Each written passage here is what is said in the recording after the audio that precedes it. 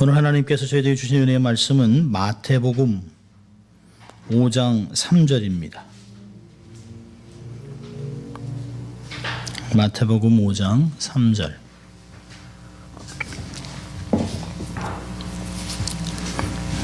한 절입니다. 심령이 가난한 자는 복이 있나니 천국이 저희 것임이요.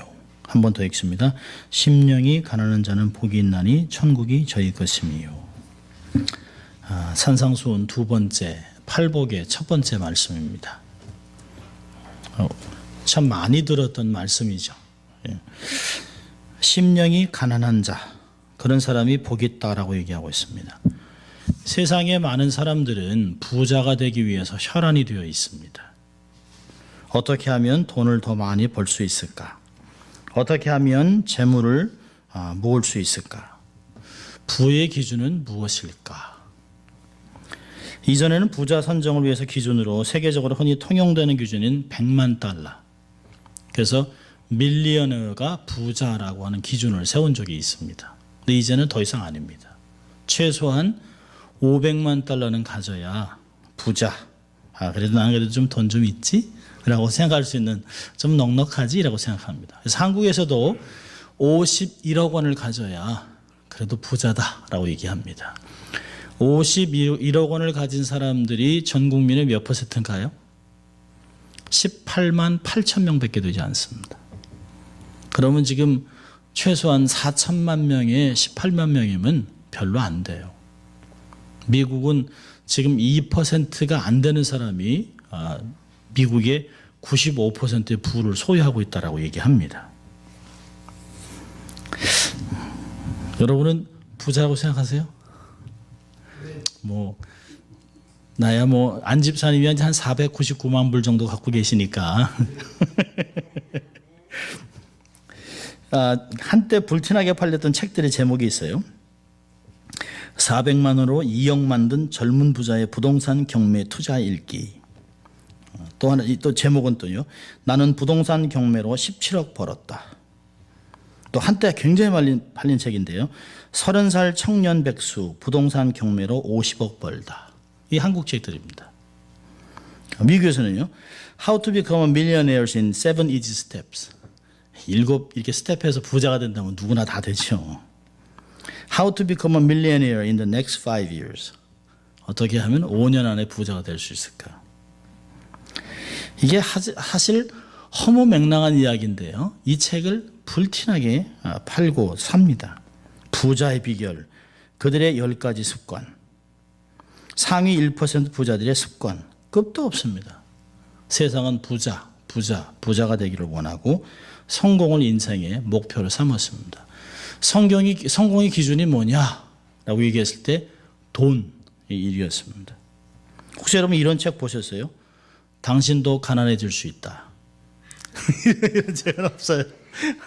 당신도 부자가 될 수 있다. 이름은 몰라도 당신도 가난해질 수 있다. 이런 책은 없습니다. 이런 제목은 있더라고요. 땅끝에서 그 무소유로 사는 스님들. 가진 게 아무것도 없으니까 땅끝 해남 맨 끝에서 그 독송우반하고 있는 스님들, 가족도 없고 살아갈 수 있겠죠. 세상에서는 가난이 좋다. 여러분도 가난해 보세요 라고 하는 말은 하지 않습니다. 가난하다라고 하는 말을 들으면 왠지 불편하고 또 이거 좀 불행한 거 아닌가? 라고 하는 생각을 합니다. 불편을 넘어서 나는 불행한가 봐 라고 얘기합니다. 물질적으로 가난한 사람들 중에 마음이 가난한 사람들이 많긴 해요. 그렇지만 가난하다고 해서 이들이 신앙생활을 잘하고 하나님을 찾고 기도하고 영성을 잘 유지하는 사람이 많다라고 할 수는 없습니다. 다 겸손한 사람이 아니에요. 다 정결하지도 않습니다. 가난이 건강한 영성을 보장해 주지 못합니다. 성경의 어느 곳에서도 가난이 좋은 것이라고 하지 않습니다. 반대로 부자가 나쁘다고 저주로 하지도 않습니다. 우리가 청번해야 된다, 가난해야 된다라고 하는 것은 카톨릭의 가르침, 특별히 프란시스코, 성 프란시스코 수도원 운동을 해서 청빈, 가난함, 독신 이런 것들에 대한 이야기를 우리가 계속적으로 들었을 것이에요. 그러나 우리가 계속 가난만 하다면 누가 병원을 짓고 누가 선교를 하고 누가 학교를 짓고 누가 일꾼을 세우겠습니까? 가난만이 유일한 길은 아닙니다. 가난하다고 해서 사람들이 천국을 사모하고 갈망하지는 않습니다. 가난하기 때문에 오히려 물질에 집착하는 사람들을 더 많이 보게 됩니다. 돈을 가지지 못한 것 때문에 열등감을 갖고 있습니다. 내가 이것만 있으면, 내가 이만큼만 돈이 있으면 내가 주의를 한다.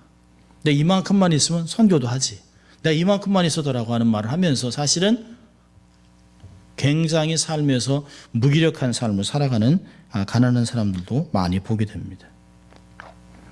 그러면서 돈이 신분의 상승과 삶의 가치와 행복을 가져올 것처럼 생각하고 또 기도하면서 매주 복권을 사는 사람도 있습니다. 그리고 3일 동안 꿈을 꾸는 거죠. 내가 이게 되면 11조를 교회에 드리고 이렇게 계속 꿈을 꿉니다. 그리고 또 그 3일 만에 다 물거품이 되고 또 새로운 꿈을 꿉니다. 2불과 10불 이렇게 돈을 쓰면서 합니다. 돈을 벌어야겠다는 토지에 불타면서 돈을 어떻게 하면 벌릴 수 있을까? 벌 수 있을까? 궁리하느라고 너무 바쁩니다.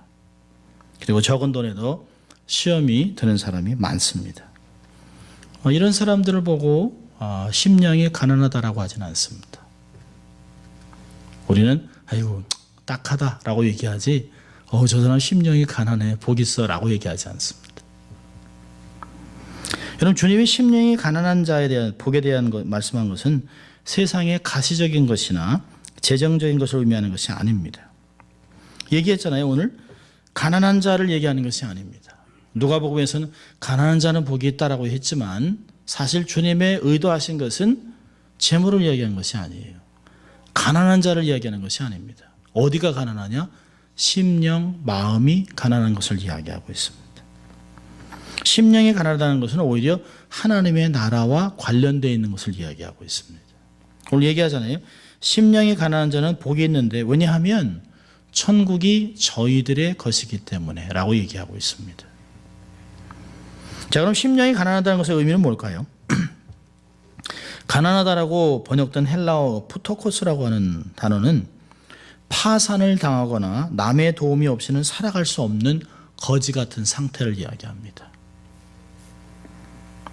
그러니까 심령이 가난하다라고 하는 말은 하나님 앞에서 파산당한 사람처럼 스스로 설 수 없는 사람, 그리고 스스로 설 수 있는 힘이 없다라고 고백하는 상태를 의미합니다.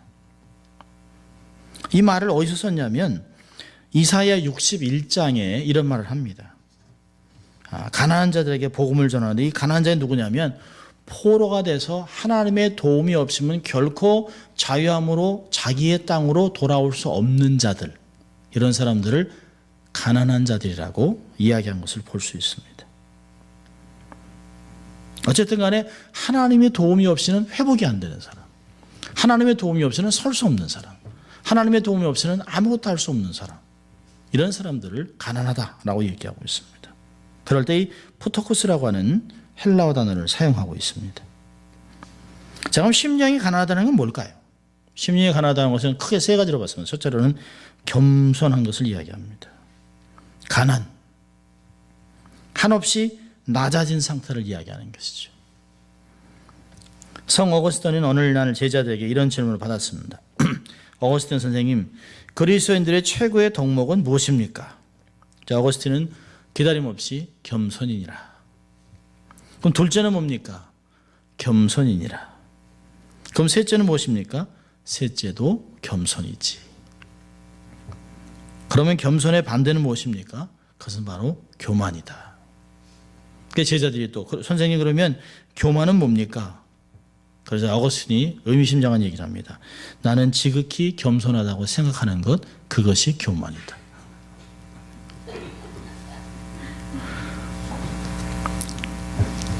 참 굉장히 깊은 내용이죠. 우린 가끔 그러잖아요. 나 이 정도면 괜찮지 않나? 근데 벌써 우리는 이미 교만이라고 하는 것을 살짝 쓰고 있는 거지. 앤드루 머리라고 하는 그 화란계통 신학자, 경건한 신학자 이런 말을 했습니다. 자신이 겸손하다고 생각하는 그 순간 그 사람은 이미 겸손을 잃어버린 것이다. 진정한 겸손은 낮은 자세를 취하는 것입니다. 우리가 낮은 자세라는 게 뭘까요? 사람들은 누구나 다 인정받고 싶어 합니다. 바닥에 서는 것을 좋아하는 사람은 없어요. 누구든지 어느 정도 적당한 수준에서 자기를 이렇게 끼워 넣기를 원합니다. 위에도 적당히 사람 있고 수하에도 사람을 두고 이런 것을 얘기합니다. 근데 성경에서 얘기하는 낮아짐은 밑바닥까지 들어가는 것이. 밑바닥은 더럽습니다. 위험합니다. 사람들이 하려고 하지 않는 것이에요. 사람이 서고 싶어 하지 않는 것이에요. 사람이 가고 싶어 하지 않는 것입니다. 더럽고 위험하고 또 힘든 것입니다. 그럼 겸손이라는 게 뭘까요? 스스로 낮은 곳을 찾아가는 용기입니다. 우리는 낮은 곳을 찾아가려고 하는 마음이 없어요. 우린 말은 합니다. 겸손하려고 노력합니다. 하지만 말만 하지 사실은 노력하지 않습니다. 솔직한 우리의 마음을 드러내보는 것이에요. 의지를 내가 정말 적당한 자리, 이 정도면 내가 많이 내려왔어 라고 생각하는 그 자리는 겸손이 아닙니다. 아니 내가 이만큼 포기했으면 된 거지, 그건 겸손이 아닙니다. 더 붙잡을 수 없는 그 자리까지 내려가는 것이 성경은 겸손이라고 얘기하고 있습니다. 그래서 겸손의 대표를 주님이 죽음까지 갔다라고 얘기하잖아요. 죽음을 넘어 지옥까지 내려가셨다라고 이야기하고 있습니다.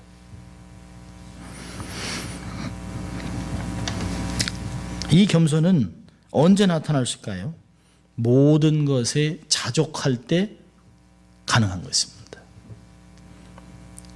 사람이 만족하다는 것 쉽지 않습니다. 미국 처음 왔을 때 투베드룸에서 우리 가족 6명이 살면서 그 화장실 하나 갖고서도 6명이 어떻게 살았는지 몰라요. 그런데도 다 여유 있게 살았습니다.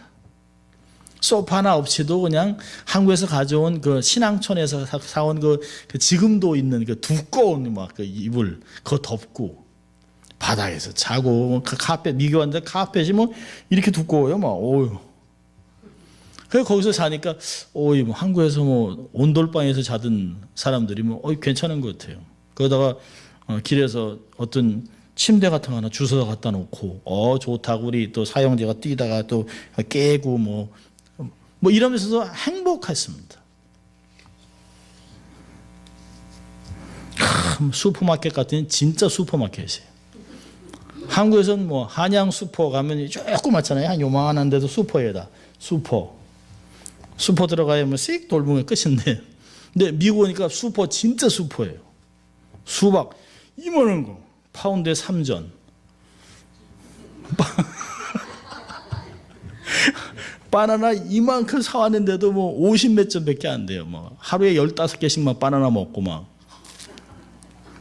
입에 달고 살았습니다. 그러니까 그 당시에 1978년 79년 때는 바나나 많이 먹는 애들 보면 금방 온 거 알아요. 금방 이민 온 지 얼마 안 됐다. 금방 알았습니다. 모든 게 좋았습니다. 그런데 조금씩 지나가면서 만족함이 없어져요. 왜 그럴까요? 우리의 눈을 자꾸 옆으로 돌려서 비교하니까. 저 사람 새 차 샀네. 화장실이 2개 있는 데로 이사 갔어. 왜 이렇게 불편한 거야? 점점 이렇게 됩니다.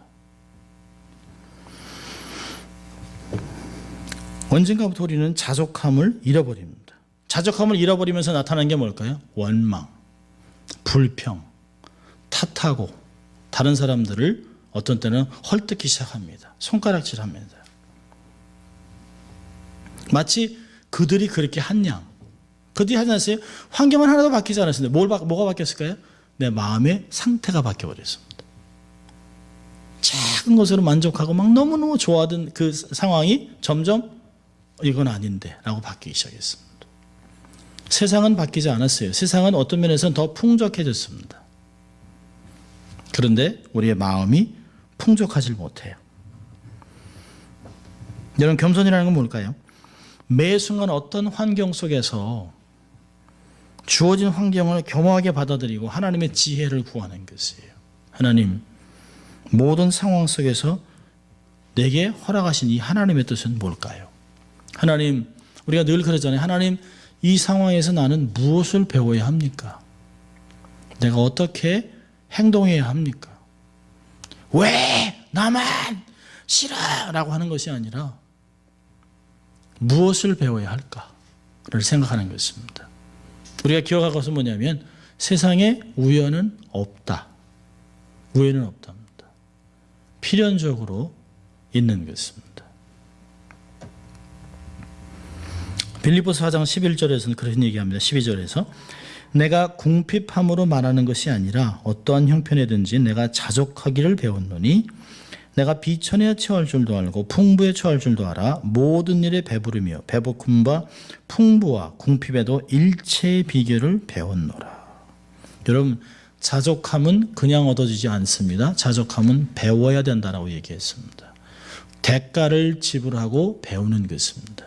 가난을 통해서 주를 향한 마음이 변하지 않는 것을 배우는 것이에요. 원망하지 않는 것을 배우는 것이에요. 부자가 되어서도 교만하지 않고 다른 사람을 함부로 취급하지 않는 것을 배워나가는 것이에요. 그럴 때 13절에 내게 능력 주시는 자 안에서 뭐든지 할 수 있다라고 하는 고백이 나오는 것입니다. 자, 두 번째로 심령이 가난하다는 건 뭘까요? 첫째로는 겸손이고 둘째로는 자신의 부족함을 깨닫는 것입니다. 우리는 사실 우리의 자신의 의로움과 능력은 결코 신뢰할 만한 것이 못 돼요. 근데 세상은 뭐라고 얘기합니까? 세상은 self confidence를 얘기합니다. 자신감을 가져라. 내 자신을 스스로 믿어라. Believe in yourself. 너는 많은 것을 할 수 있다. 능력이 있다. 불가능이란 없다. 긍정적인 사고방식, 확신에 찬 자신감. 자신감이 없는 사람들을 세상에서는 채용하려고 하지 않습니다. 비록 내가 없다 하더라도 성공한 양, 성공한 것 같이, 능력 있는 것 같이, 모든 것을 경험한 것 같이 자신 있게 말을 막 하는 사람들을 세상은 원합니다. I can do it myself. 나는 내가 스스로 할 수 있다. 그런데 기독교는 반대입니다. 나는 아무것도 할 수 없습니다. 우리의 신앙의 시작은 아무것도 모르고 아무것도 할 수 없다라고부터 시작하는 것이에요. 우리의 부족함을 깨닫는 게 뭘까요? 첫째로는 자기 자신을 부인하는 것입니다. 내가 주 앞에 아무것도 내놓을 것이 없다. 우린 시간이 지나면서 우린 스스로 뭐라고 했냐면 하나님 앞에 내놓을 게 그래도 조금씩 있어요. 내가 주를 위해 이것도 했고 저것도 했고 이만큼 헌신도 했고 내가 이만큼 살아가고 이 정도면 그래도 신앙이 있는 사람이라고 얘기하고 이 정도면 직분자로 살아가고 목사니까 선교사니까 이 정도면 됐지 않나 스스로 자위하고 위로할 때가 많이 있습니다. 우리는 늘 기억해야 됩니다. 예수님께서 제자들에게 제자들을 얘기할 때 너희는 날마다 자기를 부인하고 자기의 십자가를 지고 나를 날마다 쫓을 것이니라 라고 주님이 하신 것을 기억해야 합니다. 세상에서 정말 힘든 게 뭘까요? 나를 부인하는 것입니다. 우리는 스스로 늘 나타나고 싶어 합니다. 사람들은 잊혀지는 것을 두려워합니다. 내가 잊혀졌을까 봐. 아무도 나를 기억하지 않아. 아무도 나를 몰라. 이럴 때 얼마나 불안한지 몰라요.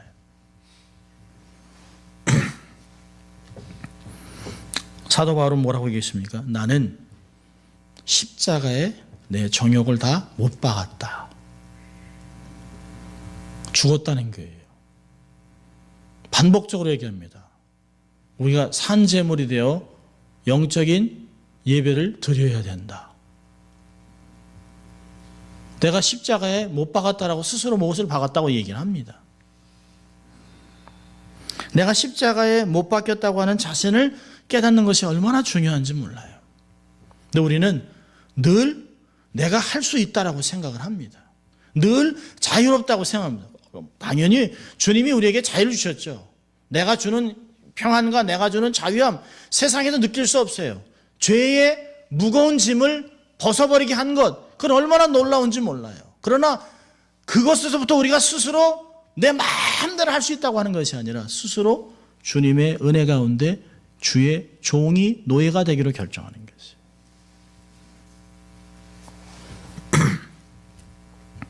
그리고 사도 바울이 고백한 것 같이 나의 나 된 것은 하나님의 은혜입니다 라고 고린도서 15장 10절에 고백이 나와야 하는 것입니다. 신앙생활에서 자기의 부족을 깨닫지 못한 사람의 대표적인 언어들이 뭘까요? 내가 과거에 이 정도면 라고 하는 말들을 많이 합니다. 내가 이렇게 했어. 내가 이렇게 한 거야. 자기 것을 계속 기억을 합니다. 여러분, 예수님께서 우리가 이제 또 그 산상보험에서 얘기 보겠습니다만은 주님 앞에 주님 내가 이렇게도 하고 저렇게도 하고 이렇게 했습니다라고 고백하는 사람들의 특징이 누구의 특징일까요? 주님이 전혀 모르는 사람들. 주님 제가 선지자 노릇도 했습니다. 선교사도 했습니다. 목사도 했습니다. 장로도 했습니다. 내가 이런 일도 했습니다. 이렇게 헌신도 했습니다. 근데 주님이 나는 전혀 모른다. 근데 주님께 사랑을 받은 자들이 뭘까요? 내가 병들었을 때 너희들이 무난하고, 내가 감옥에 있을 때 나를 위로하고, 내가 목마를 때 물을 주고, 배고플 때 양식을 줬다 하니까 사람들이 제가 언제 그런 일을 했습니까? 주님이 그걸 다 기억했다라고 얘기합니다. 소자에게 물 한 컵 준 것도 내가 결코 상을 잃지 않는다. 자기를 부인하는 것은 뭘까요? 내가 누구를 위해 한 것을 잊어버리는 것이에요. 내가 너를 위해 이만큼 했는데 거기서 속상한 게 나오잖아요. 자녀를 키우면서 속상한 게 참 많습니다. 저게 자기 힘으로 큰 줄 알아? 어떻게, 아이고. 근데 우리도 그렇게 자랐거든요. 우리도 우리 힘으로 자라온 것 살았거든요.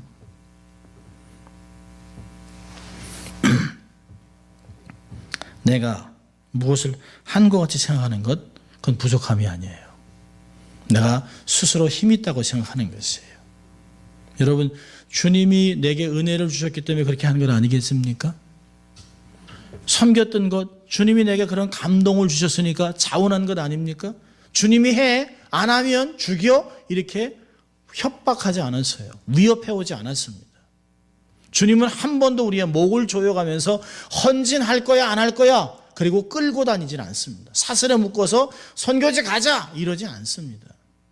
주님은 늘 두들기면서 갈래? 가자 기다립니다. 우리의 동의를 100% 얻어냅니다. 그리고 우리를 하여금 자원해서 즐겁게 행복하게 발걸음을 옮길 수 있도록 우리를 그렇게 인도하셨던 것이에요. 가자 그래놓고 이미 하나님은 다 준비해 놓으셨어요. 그리고 10년, 20년의 선교를 하면서 선교사들의 고백이 뭘까요? 우리가 한 것은 아무것도 없습니다. 주님이 다 하셨습니다. 라고 하는 것이 진짜 고백이에요. 가끔 선교사의 고백을 들으면서 우리가 이렇게 이것도 하고 저것도 하고 이것도 저것도 하면 얘기를 들으면 제 마음에게 조금 쓰라립니다. 다 주님이 하신 건데. 주님이 주지 않았다면 고린도전서 4장에서 그러잖아요. 너희가 갖고 있는 것 중에 주께로부터 받지 않은 것이 어디 있느냐? 내놔보라는 것이에요. 건강, 가정, 사역, 직분 모든 것 주님이 주셨다는 것이에요. 어찌하여 너희가 받지 않은 것 같이 행동하느뇨? 라고 고린도전서에서 이야기하고 있습니다. 빌립보서 3장 8절에서는 이렇게 바울이 얘기합니다. 모든 것을 해로 여김은 내 주 그리스도 예수를 아는 지식이 가장 고상함을 인함이라. 내가 그를 위하여 모든 것을 잃어버리고 배설물로 여김은 그리스도를 얻었기 때문이라고 얘기합니다.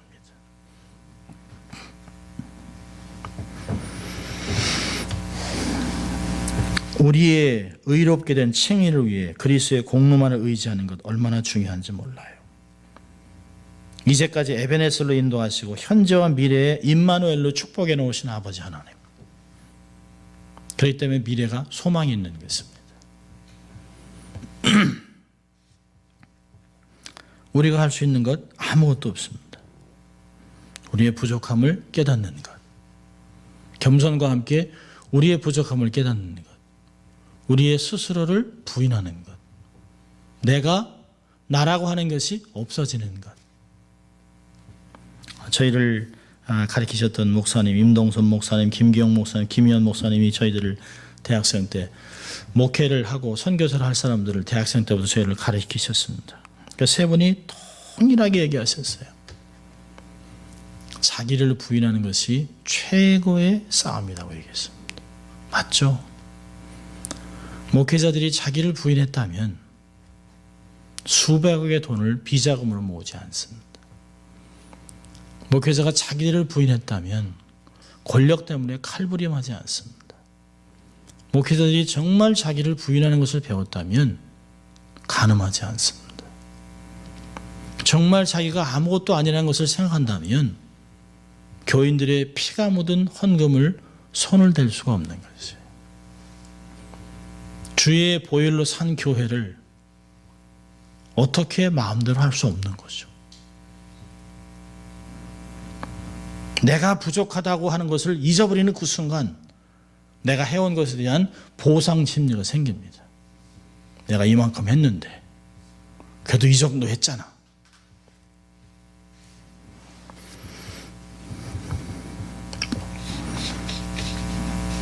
세상에 있는 사람들은 우리한테 얘기합니다. 그래도 노력하셨죠. 애를 쓰셨죠. 수고하신 거죠. 누가 그만큼 하겠습니까? 그런 말에 속으면 안 됩니다. 우리의 귀를 넘겨주면 안 돼요. 그런 값싼 칭찬, 거짓 칭찬에 우리의 마음을 열어놓으면 안 돼요. 주님의 칭찬만이 온전한 칭찬인 줄 믿습니다. 세 번째로 심령이 가난하다고 하는 것은 겸손하고 낮아지고 자신을 자기의 부족함을 깨달으면서 세 번째로는 주님만 의지하는 것이죠. 소망을 하나님께 두는 것이에요. 내가 구원을 위해서 한 일은 아무것도 없습니다. 내가 나를 구원했다? 천만의 말씀입니다. 나의 공로, 노력으로는 절대로 구원을 이룰 수 없어요. 성경은 절대적으로 자력 구원을 거부하고 있습니다. 전적으로 타락한 존재이기 때문에 주님의 구속이 필요한 존재들이에요. 성령이 나의 내면을 날마다 새롭게 하지 않으면 우리는 선을 행할 수 있는 존재가 아닙니다. 여러분, 사람이 가만히 멍 때리고 있으면서 주를 생각하는 사람이 몇 명이나 있을 수 있을까요? 100에 1명도 없을 것이에요. 그래서 성경은 마음의 허리를 동이라고 했습니다. 마음이 흩어지게 하지 말라는 것이에요. 한 군데 집중, 소망이 뭘까요? 집중하는 게 집중. 주님에게만 집중. 집중을 잃으면 분산되는 것이에요. 분산되면 아무것도 얻을 수가 없습니다. 분산되면 아무 힘도 나오지 않습니다.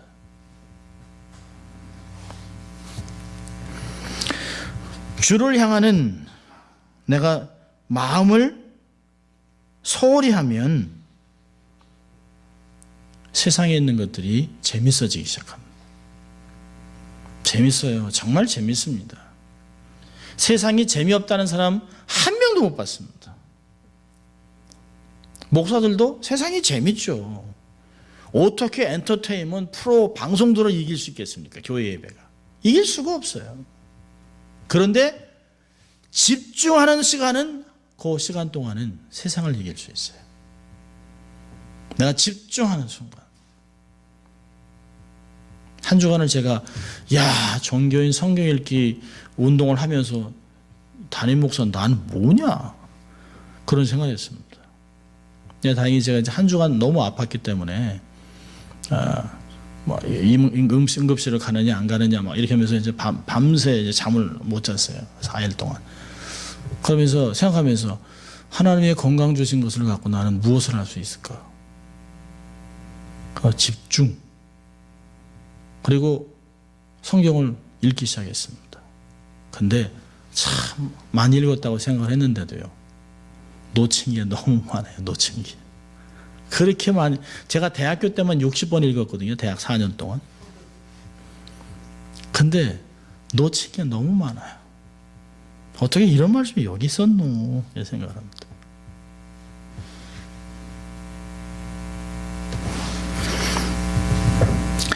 주만 의지하며 소망을 하나님께 두니까요. 첫째로 나타나는 건 마음의 평강이 생깁니다. 평강이 생기면서 주님이 하셨지? 주님이 하시고 있지? 그리고 주님이 하실 거지. 제가 스스로 이렇게 돌아봤습니다. 제가 원체 건강이 안 좋았기 때문에 대학교 때 이미 유서 같은 것도 다 쓰고 있었어요. 내가 죽으면 장례식을 이렇게 치르겠다라고 하는 생각들을 많이 하고 제 아내한테도 몇 번이나 그런 얘기를 했습니다. 그러니까 제 아내가 화를 벅벅 내면서 그럼 왜 결혼했냐 왜? 살아야겠다 그러고 의지를 갖고 살아야지. 하나님께 살려달라고 기도해야지. 밤낮 내가 죽으면 장례식 때 누구 하고 몇 장 부르고. 그래서 제 아내가 화를 벅벅 냈습니다. 요즘은 내가 하나님 85세까지는 살아야겠습니다. 85세까지.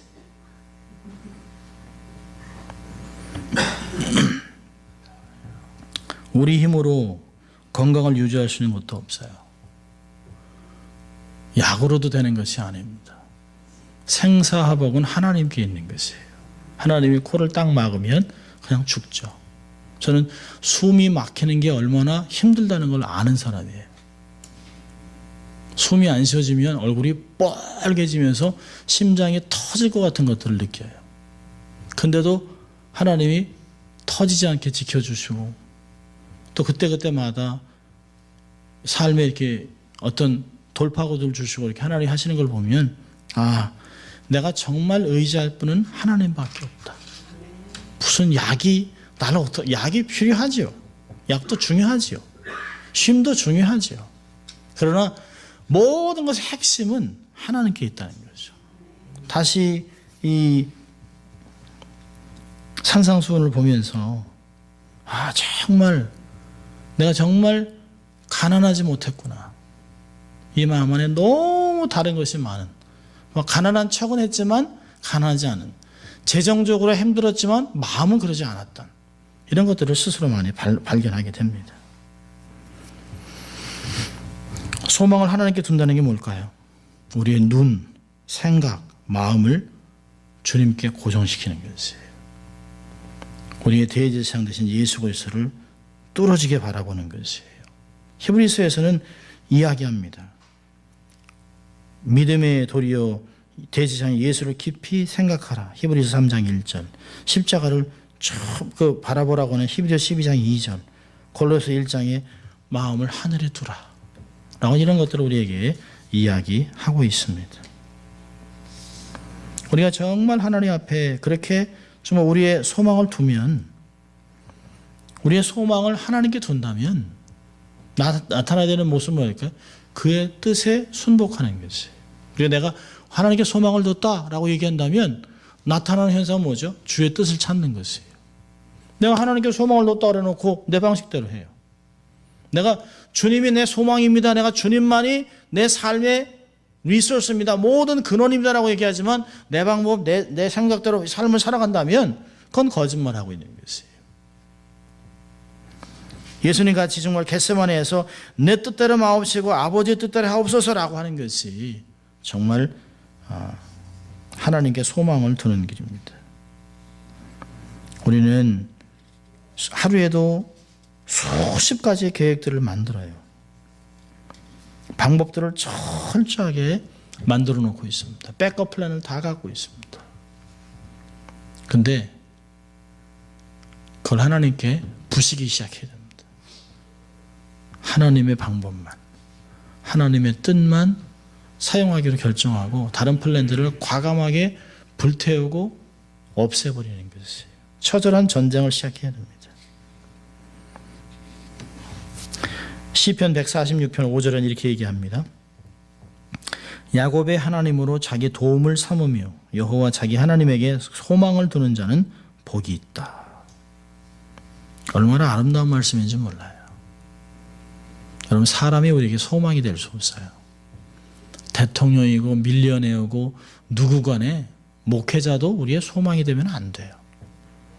우리의 소망은 오직 하나님 한 분, 예수 그리스도, 그분밖에 없습니다.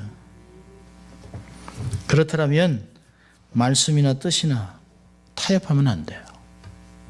하나님의 뜻보다 앞서면 안 돼요. 그게 우리의 현실입니다. 성경에 보면 심령이 가난했던 인물들이 많이 나오고 있습니다. 사실 성경에 나온 인물 중에 심령이 가난하지 않았던 사람은 한 명도 없습니다. 모두가 다 심령이 가난했던 사람들입니다. 자기의 뜻과는 상관없이 하나님의 뜻에 하루아침에 모든 것을 버리고 주를 쫓았던 분들입니다. 떠나라 하니까 떠났습니다. 내려놓으라 하니까 내려놨습니다. 뽕나무 치던 사람이 선지자를 부르니까 가는 것이에요. 특별히 이사야를 보면 6장 보면 그는 왕족으로서 부족함이 없었어요. 신앙이나 지식적으로나 인격이나 가문으로 볼 때 모든 부족함이 없어요. 근데 오시아 왕이 죽고 나서 나라의 흥망성쇠가 어떻게 될꼬, 교만한 왕이 죽었는데 이 나라는 어떻게 해야 되나라고 성전에 들어갔다가 하나님의 거룩을 덜컥 봅니다. 눈이 확 열리는 거죠. 스랍들이 6날개를 가지고 얼굴을 가리고 날르면서 청하하죠. 거룩. 그걸 보고 깜짝 놀랍니다. 이제까지 선지자로 노릇했어요. 왕족이에요. 부족함이 없어요. 다른 사람들 지적했습니다. 똑바로 살아야지 라고 얘기했어요. 그런데 가르치던 사람이 이제 뭐죠? 내가 입술이 부정한 자. 이제 화로다. 내가 입술이 부정한 자. 이제 죽게 생겼다는 거예요. 하나님의 거룩, 상대적인 거룩 봐서는 삶이 상관이 없지만 절대적인 거룩을 딱 보니까 내가 얼마나 부족한 걸 알았어요. 그리고 하나님 앞에 고백합니다. 하나님의 거룩을, 온전한 거룩을 보고 나니까 자기가 얼마나 부정한 존재인지 금방 알아요. 여러분, 우리가 심령이 깨지지 않는 이유가 뭘까요? 절대적인 거룩을 경험하지 못하기 때문입니다. 그저 비슷비슷한 사람끼리 도토리 키재다 보니까 내가 저 사람보다 나은 거예요. 내가 저 인간보다 나은 거죠. 내가 그래도 이 정도면 낫지. 나는 적어도 사기는 치지 않아. 나는 그래도 간음하지 않아. 나는 그래도 그렇게 하지 않아. 이런 죄는 크기가 없어요. 거룩한 하나님 앞에 섰을 때 이사야는 가난한 심령을 가졌습니다. 여러분, 가난한 사람만이 자기가 부족하다고 고백합니다. 또 다윗 보세요. 다윗도 자기의 죄를 숨기기 위해서 우리아를 죽이고 밧세바를 자기 아내로 취했죠. 그러다 나단의 지적을 받고 가슴을 치고 웁니다. 침상을 적시고 자기 아들이 죽는 것들을 경험합니다. 그리고 주님 앞에 나와 하나님의 자비를 의지하고 기도합니다. 자기의 죄를 용서해달라고 기도합니다. 그리고 알아요? 자기가 영적으로 파산된 상태라 합니다. 왕이에요. 가장 많은 땅을 정복한 사람이에요. 많은 나라에서 조공을 받는 대왕입니다. 그런데 자기의 상태는 하나님이 보시기에 아주 형편없는, 파렴치한, 하나님 얘기잖아요. 내가 원하면 얼마든지 많은 아내를 줄 수 있었다는 것이에요. 자기가 얼마나, 그래서 자기가 고백하잖아요. 나는 모태로부터 죄를 갖고 태어난 사람이라고 얘기합니다. 진심으로 상한 심령이 됐습니다. 그럼 사람이 내가 죄를 지었기 때문에 죄인이 아니에요. 죄인이기 때문에 죄를 짓는 것을 아는 것이에요. 그래서 나의 본성을 알기 때문에 사람들이 조심하게 되는 거예요. 내가 죄만 안 지면 죄인이 아니지라고 생각하는 사람은 그 사람은 아주 어리석은 사람이에요. 내가 태어나면서 죄를 갖고 태어났기 때문에 본성적으로 죄를 줄 수밖에 없다는 걸 아니까 자꾸 조심하는 거예요. 목사지만, 장로지만, 집사지만, 권사지만 내가 조심하는 거예요. 그게 바른 영성입니다. 여러분 베드로 보세요. 베드로 디베랴 바닷가에서 밤이 맞도록 수고했지만 한 마리도 고기를 못 잡습니다. 지난주에 우리가 들었죠. 주님이 깊은 곳에 그물을 내려라 하니까 고기가 엄청나게 잡힙니다. 그물이 찢어질 것 같아요. 베드로 뭐라 하니까 내가 죄인입니다. 주여 나를 떠나서 나는 죄인입니다. 이게 바로 가난한 마음입니다. 심령이 가난하다고 하는 것은 하나님 앞에서 죽은 개같이 느껴지는 것이에요. 바다 밑을 보시는 주님이 내 심령을 다 보고 있다는 거예요. 단지 그분이 소문을 안 낼 뿐이죠. 하나님 우리의 모든 걸 다 알고 있지만 드러내지 않습니다. 남에게 얘기하지 않습니다. 두렵고 떨림으로 자기의 영적 파탄을 경험하는 마음이 필요합니다. 이때 주님의 회복을 경험하는 것이에요. 하나님의 도움 없이도 살 수 있다고 생각하는 사람들, 그 사람들은 결코 하나님의 사람들이 될 수 없습니다. 하나님의 일을 할 수가 없습니다. 하나님의 나라를 세워갈 수가 없습니다. 하나님의 뜻을 발견할 수가 없습니다. 하나님의 도움 없이도 많은 것을 할 수 있다라고 여기는 사람이 있다면 그는 결코 심령이 가난한 자가 아닙니다. 하나님의 나라가 무엇인지도 몰라요. 하나님의 일을 할 수 있는 자격이 없습니다. 저는 가끔 신부들이 자기가 신부가 될 때 마지막 신학교를 졸업하고 7년 후에 자기들이 이제 신부가 되기 위해서 마지막 고백을 합니다. 이 세상의 모든 것들을 포기하기로 결정하느뇨. 예, 그러면 십자가에 자기 몸을 딱 엎어놓습니다. 목사들 좀 그랬으면 좋겠어요. 가끔 저는 조그만 못이라도 하나 박아가지고 이렇게 좀 그런 게 좀 필요합니다. 가난한 마음을 가진 사람은 자기의 의로 하나님 앞에 설 수 없다는 걸 깊이 깨닫습니다. 그래서 하나님 앞에 나가는 것이에요. 가난하니까 도움을 찾는 것입니다. 이런 사람들이 천국을 차지할 수 있다고 얘기하고 있습니다. 오늘 보니까 오늘 그러잖아요. 심령이 가난한 자는 복이 있나니 천국이 저희가 있습니다. 여러분 심령이 가난하면 하나님의 나라에 충만한 것이 그에게 있다는 거예요. 하나님 나라의 부유함이 그 마음에 있다는 것이에요. 그렇다면 그 사람 마음 안에는 하나님의 나라와 대치되는 어떤 세력도 어떤 것도 있을 수 없다는 것입니다. 하나님의 나라는 세상 것들과 공존하지 않습니다. 섞여 있지 않습니다. 혼합되지 않습니다. 하나님의 나라와 배치되는 어떤 세력이나 능력이 우리 안에 존재하지 않는다는 것이에요. 존재할 수 없다는 거죠. 그렇다면 하나님의 나라는 뭡니까? 로마서 14장 17절에 이런 말이 있어요. 하나님의 나라는 먹는 것과 마시는 것이 아니요 오직 성령 안에서 의와 평강과 희락이라. 사도 바울이 얘기합니다. 하나님의 나라는 세상의 것이 아니라는 것이에요. 이 세상의 물질로 말미암은 부요가 아니라는 것이에요. 하나님의 나라는.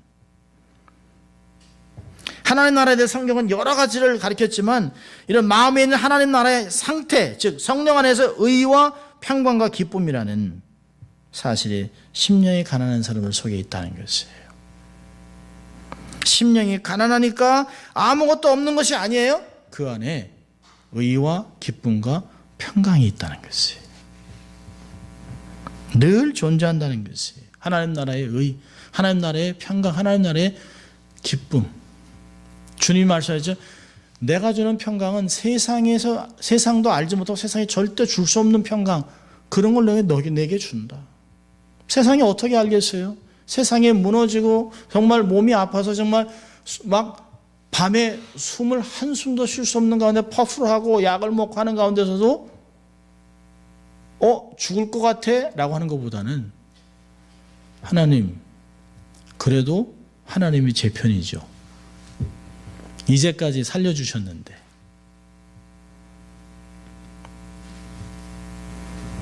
오히려 마음이 요동치지 않습니다. 힘은 들죠. 불편하죠. 이 금요일날 설교를 하기 위해서 기침하지 않고 설교를 하기 위해서 제가 얼마나 기도하고 몸부림을 쳤겠습니까?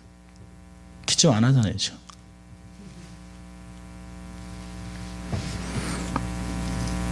힘들고 어려운 가운데서도 요동하고 불안 가운데 있어서 아무 희생이 없다면, 어찌 될지 모르기 때문에 불안하다면 이건 하나님 나라가 아니에요.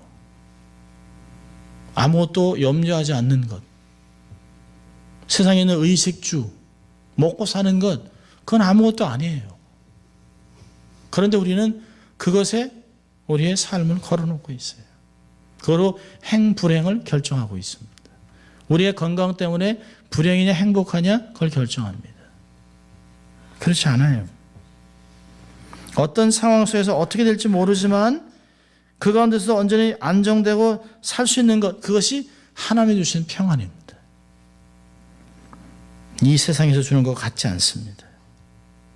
그런 사람이 마음이 가난한 것이에요. 하나님의 나라를 소유하고 있지 않으면서도 마음이 가난하다고 우겨봐야 아무 소용이 없어요. 마음이 가난하다면 하나님의 나라에 의의가 있어야 합니다. 마음이 가난한 사람이라고 무기력한 것이 아니에요. 세상의 불의에 의분이 일어나야 합니다. 동성애, 인종차별, 불의한 일들에 대해서 하나님의 분노가 일어나야 합니다. 소외된 자들을 함부로 취급하는 사람들을 보고 우리의 삶에 불의에 대한 마음이 생겨야 합니다. 저러면 안 되는데. 불의, 부패와 죄악으로 말미암아 정욕이 움직이는 것이 아니에요. 그 안에 하나님의 의가 불타고 있는 것이에요. 그럴 수 없다는 거예요. 정도를 가야 된다는 것이에요. 나만 살아서 된다라고 하는 것이 아니라 나도 살지만 나로 인해 옆에 있는 사람이 함께 살아야 된다라고 하는 공동체 의식이 우리 안에 있어야 되는 것이죠. 하나님의 바른 것, 옳은 것, 해야 할 것들을 늘 생각하는 심적인 것이, 심정이 우리 안에 항상 압도적으로 지배하고 있어야 합니다. 그리고 그 마음에는 항상 기쁨이 있어요. 어떤 세상에 있는 어떤 것 때문에, 가시적인 것 때문에 기쁘고 슬프고 분노한 것이 아니라 어떤 상황에도 상관없이 주를 향한 기쁨, 주를 향한 넉넉함, 주를 갖고 있는 여유, 이런 것들이 우리 안에 있는 것이죠.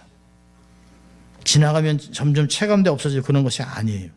주 때문에 이 안에서 끊임없이 샘솟듯이 솟아나는 그 기쁨, 그런 것이 혼자 있어도, 주위에 아무것도 없어도, 내 손에 가진 거 없어도, 외양간에 소가 없어도, 포도원에 산물이 없어도 주로 인해 기뻐할 수 있는 것이, 그것이 하박국의 고백이었습니다. 그것이 하나님의 사람들의 고백이었습니다. 어느 누구도 내가 돈이 많기 때문에, 건강하기 때문에 내가 주의를 했다고 하는 사람들은 없어요.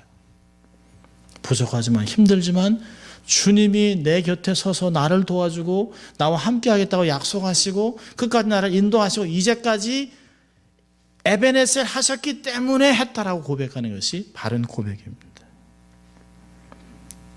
그렇기 때문에 상황은 어떠해도 창조적인 마인드, 새로운 것들을 생각하는 생각들이 있습니다. 이것이 심령의 가난한 속에 있는 하나님의 나라라고 하는 상태입니다. 저는 두 가지만 교훈을 보려고 합니다. 우리가 정말 심령이 가난하려면, 심령이 가난한 자의 삶을 살아가려고 한다면 정말 천국을 소유한 삶을 살아가려고 한다면 첫째로는 그리스도의 마음을 품는 것이에요. 우리가 정말 추구해야 될 것이 있다면 그리스도를 닮아가는 것입니다.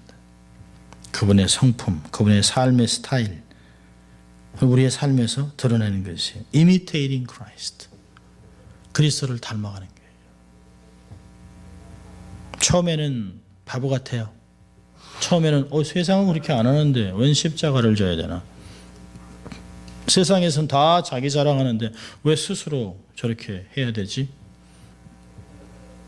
근데 하나둘씩 흉내내다 보면 어느 순간부터 우리의 삶에 그 삶의 스타일이 되어버립니다.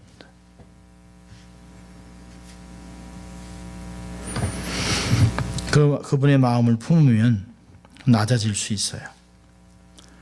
그분의 마음을 품으면 종이 될 수 있어요.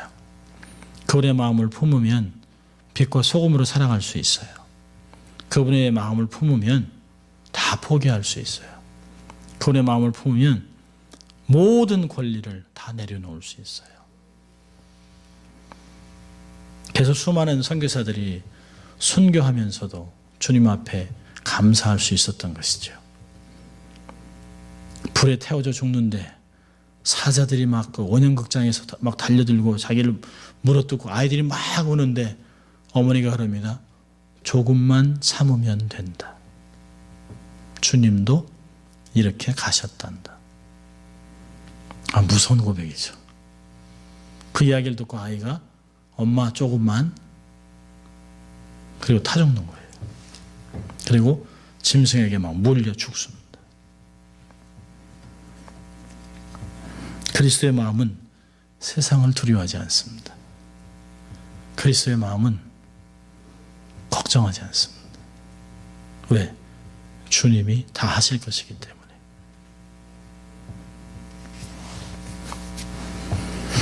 주를 닮는 것, 그것이 우리의 이 땅에 살아가는 최고의 목표가 되어야 합니다.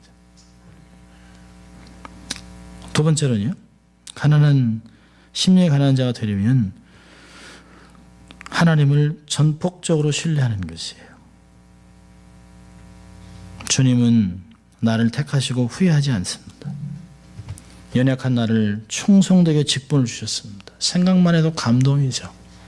얼마나 하나님이 일꾼이 없었으면, 얼마나 사람이 없었으면 나 같은 사람을 불러서 네가 복음을 전하는 자가 되거라. 조금만 힘들면 휙휙 움직이는 갈대 같은 인생인데도 주님이 안 놓고 내가 충성되게 여긴다. 또 직분을 주세요. 또 확인해 주고 모든 걸 합력해서 결국에는 내 실수에도 불구하고 그렇게 우왕좌왕했음에도 불구하고 지나오면 다 주님이 다 선으로 만들어 놓으셨어요. 그리고 힘들고 어려운 중에서도 그리스도 안에서 풍성하게 쓸 것들을 채워주셨던 그 주님, 그 주님을 신뢰할 만한 것이죠.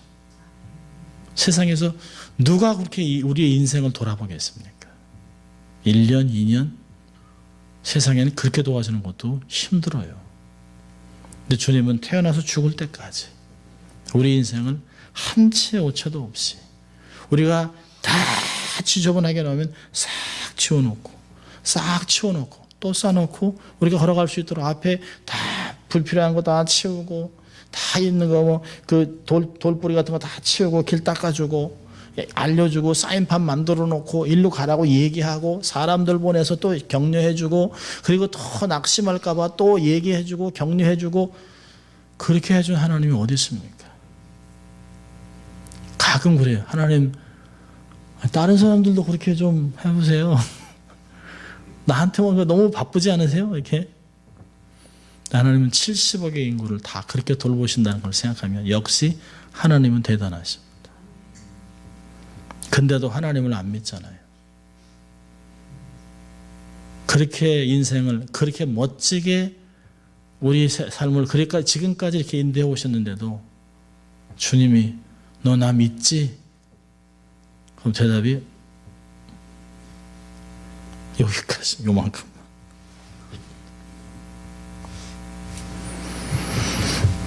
우리의 삶에 정말 좋은 것이 없이 좋은 것에 부족함이 없게 하시겠다. 시편 34편 10절은 얘기했습니다. 그래 하나님 얘기하잖아요. 나만 경외해라. 나만 믿어라. 나만 따라와라. 그러면 내 인생 내가 꽃피게 해줄게.